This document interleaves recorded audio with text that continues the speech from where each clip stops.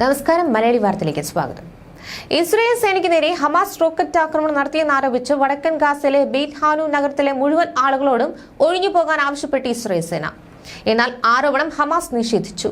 പുതിയ നടപടി ഗാസയിലെ മാനുഷിക പ്രതിസന്ധി കൂടുതൽ രൂക്ഷമാക്കും. ദേർ അൽ ബലായിൽ ഒരു പിഞ്ചു കുഞ്ഞു കൂടി കടുത്ത തണുപ്പ് മൂലം മരിച്ചു. ജനിച്ച് 20 ദിവസമായി ഇരട്ട കുട്ടികളിൽ ഒരാളായ ജൊമ അൽ ബ്രട്ടാനാണ് മരിച്ചത്. സഹോദരൻ അൽ അക്സ ആശുപത്രിയിലെ ഐസിയുവിലാണ്. യുദ്ധം ആരംഭിച്ച ശേഷം അതിശൈത്യം മൂലം മരിക്കുന്ന 4ാമത്തെ പിഞ്ചു കുഞ്ഞാണിത്. തീരദേശമായ ഇവിടെ ടെന്റുകളിൽ കഴിയുന്ന അഭയാർത്ഥികൾ അതിശൈത്യവും മഴയും മൂലം നരകയാതന അനുഭവിക്കുകയാണ്. അൽ വാഫ ആശുപത്രിക്ക് നേരെ നടന്ന ടാങ്ക് ആക്രമണത്തിൽ 7 പേർ ഉൾപ്പെടെ 18 പേർ കൂടി കൊല്ലപ്പെട്ടു. ആശുപത്രി ഹമാസ് കമാൻഡ് കേന്ദ്രമായി ഉപയോഗിച്ചുവെന്നാണ് ഇസ്രായേൽ പറയുന്നത്. ഇതോടെ ഇപ്പോഴത്തെ സംഘർഷത്തിൽ ഗാസയിൽ കൊല്ലപ്പെട്ടവരുടെ എണ്ണം 45,400 കടന്നു. വടക്കൻ ഗാസയിലെ ബെയ്ത് ഹാനൂൻ, ജബാലിയ, ബെയ്ത് ലാഹിയ എന്നിവിടങ്ങളിൽ 3 മാസമായി ഇസ്രായേൽ സൈനിക നടപടി തുടരുകയാണ്.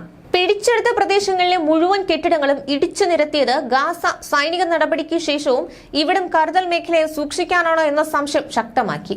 ഹമാസ് 2003 നവംബർ ആക്രമണത്തിൽ ബന്ദികളാക്കിയ 241 പേരിൽ 100 പേരെ കൂടി മോചിപ്പിക്കാനുണ്ടെന്ന് ഇസ്രായേൽ സേന അറിയിച്ചു. അതിനിടെ ബഷാർ ഉൽ അസദും ഇസ്രായേൽ സൈന്യവും നിരന്തരം സോഷ്യൽ മീഡിയ വഴി ബന്ധപ്പെട്ടിരുന്നതായി വെളിപ്പെടുത്തൽ വന്നു. വാട്സാപ്പ് വഴിയാണ് ഇസ്രായേൽ സൈനിക രഹസ്യാന്വേഷണ വൃത്തങ്ങളും ബഷാറിന്റെ ഉദ്യോഗസ്ഥരും വർഷങ്ങളായി ആശയവിനിമയം തുടർന്നിരുന്നത്. ഇസ്രായേൽ മാധ്യമമായ യെദിയോത്ത് അക്രാനോത്ത് പുറത്തുവിട്ട വാർത്തയിലാണ് വെളിപ്പെടുത്തലുള്ളത്. ബഷാർ ഉൽ അസാദുമായും അദ്ദേഹവുമായി അടുത്ത വൃത്തങ്ങളുമായി ബന്ധം സ്ഥാപിക്കാനായി ഇസ്രായേൽ രഹസ്യ ഓപ്പറേഷനുകൾ നടത്തിയിരുന്നതായി റിപ്പോർട്ടിൽ പറയുന്നുണ്ട്. ഇസ്രായേൽ സൈനിക ഇന്റലിജൻസ് ഡയറക്ടറേറ്റിന്റെ ഭാഗമായ മൂസ എന്ന പേരിൽ അറിയപ്പെടുന്ന ഒരു സംഘമാണ് വാട്സാപ്പ് വഴി സിറിയൻ വൃത്തങ്ങൾക്ക് സന്ദേശങ്ങൾ അയച്ചിരുന്നത്. സിറിയയിലെ ഉന്നത വൃത്തങ്ങൾക്കാണ് ഈ സന്ദേശങ്ങൾ ലഭിച്ചിരുന്നത്. 2019 അവസാനത്തിൽ ഇസ്രായേൽ രഹസ്യാന്വേഷണ സംഘം മൊസാദിന്റെ അന്നത്തെ തലവൻ യോസി കോഹനാനും ബഷാർ ഉൽ അസാദും തമ്മിൽ നേരിട്ട് കൂടിക്കാഴ്ച നിശ്ചയിച്ചിരുന്നുവെന്നും റിപ്പോർട്ടിൽ പറയുന്നുണ്ട്. മോസ്കോയിലെ റഷ്യൻ പ്രസിഡന്റിന്റെ ഔദ്യോഗിക വസതിയായ കോപ്ട്രലിനിൽ വെച്ചായിരുന്നു കൂടിക്കാഴ്ച നിശ്ചയിച്ചിരുന്നത്. എന്നാൽ അവസാന നിമിഷം ഇതിൽ നിന്ന് ബഷാർ പിന്മാറുകയായിരുന്നു അത്രേ. ലബ്നാനും ഹിസ്ബുലയും ആയുധം നൽകുന്നത് നിർത്തണമെന്നായിരുന്നു വാട്സാപ്പ് ചാറ്റുകളിൽ ഇസ്രായേൽ സിറിയൻ വൃത്തങ്ങളോട് പ്രധാനമായും ആവശ്യപ്പെട്ടിരുന്നത്. ഇതിന് പകരമായി സിറിയൻ ഭരണകൂടത്തിനെതിരെയുള്ള അന്താരാഷ്ട്ര ഉപരോധങ്ങൾ നീക്കി നൽകാമെന്നായിരുന്നു ഇസ്രായേലിന്റെ വാഗ്ദാനം. സിറിയയിൽ ബഷാർ ഉൽ അസദിന്റെ പതനത്തിന് പിന്നാലെയാണ് ഇസ്രായേൽ സിറിയ രഹസ്യബന്ധത്തിന്റെ തെളിവുകൾ പുറത്തായത്.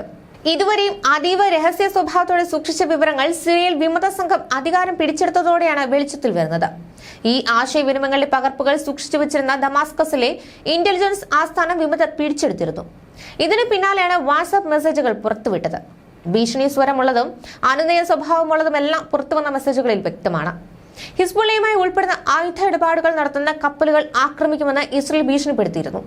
ഇതിനു പുറമെ അസദ് ഭരണകൂടത്തിലെ ഉന്നതരുടെ ഫോണുകളെ നിയന്ത്രണം സ്വന്തമാക്കാനും തങ്ങൾക്കായിട്ടുണ്ടെന്നും ഇസ്രായേൽ വൃത്തങ്ങൾ യെദിയോത്ത് അക്രാനോത്തിനോട് വെളിപ്പെടുത്തിയിട്ടുണ്ട്. സിറിയയിൽ ഇസ്രായേൽ രഹസ്യ ഓപ്പറേഷനുകൾ നടത്തിയിട്ടുണ്ട്. ഓൺലൈനായുള്ള ആശയവിനിമയത്തിന് പുറമെ ഗൾഫ് രാജ്യങ്ങളായ UAEയും ഒമാനും വഴിയും ബഷാർ ഉൽ അസദുമായി ബന്ധപ്പെടാൻ ഇസ്രായേൽ ശ്രമിച്ചിരുന്നുവെന്നും റിപ്പോർട്ടിൽ പറയുന്നു. ഇറാനുമായും ഹിസ്ബുള്ളയുമായും ബന്ധം ഉപേക്ഷിക്കണമെന്നായിരുന്നു ഈ ചർച്ചകളിലെല്ലാം ഇസ്രായേൽ ആവശ്യപ്പെട്ടിരുന്നത്. എന്നാൽ ആവശ്യം അംഗീകരിക്കാൻ ബഷാർ ഒരു നിരക്കും കൂട്ടാക്കിയിരുന്നില്ല. ഇതോടെ തങ്ങളുടെ നയതന്ത്ര പങ്കാളികളായ സിറിയയെ ആശ്രയിക്കാനാകില്ലെന്ന നിഗമനത്തിലെത്തുകയായിരുന്നത്രേ ഇസ്രായേൽ. ഒക്ടോബർ 7 ആക്രമണം വരെ ഇസ്രായേലിനെതിരെയുള്ള ആക്രമണങ്ങളിൽ സിറിയ നേരിട്ട് പങ്കുചേർന്നിരുന്നില്ല. ഗോലാൻ കുന്നിൽ നിന്നുള്ള ഹിസ്ബുള്ള ആക്രമണങ്ങളെ തടയുകയും ചെയ്തിരുന്നു. എന്നാൽ ഒക്ടോബർ 7 ശേഷം ബഷാർ നിലപാട് മാറ്റിയതായാണ് ലബനീസ് മാധ്യമമായ ലേ ഓറിയന്റ് മാധ്യമം റിപ്പോർട്ട് ചെയ്യുന്നത്. സിറിയയിലെ ഇറാൻ ഹിസ്ബുള്ള സ്വത്തുക്കൾക്കും കേന്ദ്രങ്ങൾക്കും നേരെയുള്ള ഇസ്രായേൽ ആക്രമണങ്ങൾക്കെതിരെ ഒരു നടപടിയും സ്വീകരിക്കാൻ അദ്ദേഹം ഒരുക്കമല്ലായിരുന്നു അത്രേ. സിറിയയിൽ നിരന്തരം ആക്രമണം നടന്നിട്ടും അവ തടയാനോ പ്രതിഷേധിക്കാനോ ഒന്നും ബഷാർ തയ്യാറായിട്ടില്ല എന്നും ഇതിനോട് ചേർത്ത് വായിക്കപ്പെടുന്നുണ്ട്. ന്യൂസ് ഡെസ്ക് മലയാളി വാർത്ത.